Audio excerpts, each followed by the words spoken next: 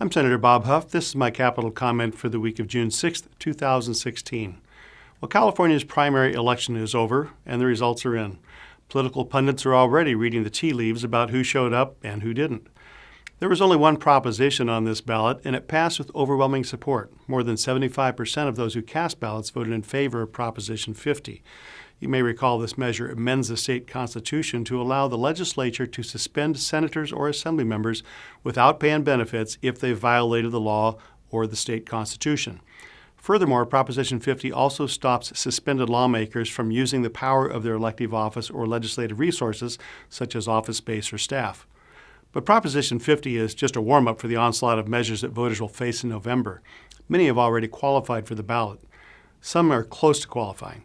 It's estimated there could be as many as 18 different propositions on the November ballot. Some are mundane, others are controversial, or will raise your taxes, which might be controversial also. Here's a quick look at what you could be facing.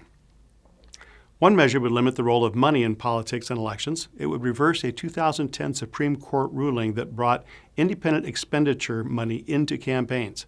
This is money that isn't controlled or approved by candidates, but rather by outside interests. Other measures that have already qualified for the November ballot include the California Fair Wage Act, which would raise the minimum wage to $15. As far as education issues are concerned, the Multilingual Education Act would reverse 1998's Prop 227, allowing for bilingual education in public schools. The November ballot even addresses the plastic bag fight. This measure would either ratify or reject actions taken by the legislature last year to ban plastic bags. Other measures that appear to have gained enough signatures to appear on the ballot include a proposal to extend the temporary tax hikes that voters approved under Prop 30 in 2012. This one would extend these hikes for another 12 years.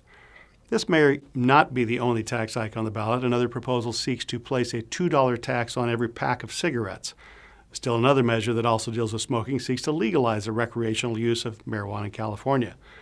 With a record number of propositions slated to be on the November ballot, some pundits fear voters could be so confused that they'll simply vote no on all of them. That's too bad because there are some measures that would benefit voters in ways we could pretty much all agree on. One example is a measure that would stop the legislature from passing any bill unless it's been in, wait for it, unless it's been in print and published on the internet for at least 72 hours before a vote's taken. This would stop legislators from passing measures in the dead of night before the ink on the bill is even dry. I'd like to hear your thoughts on the issue.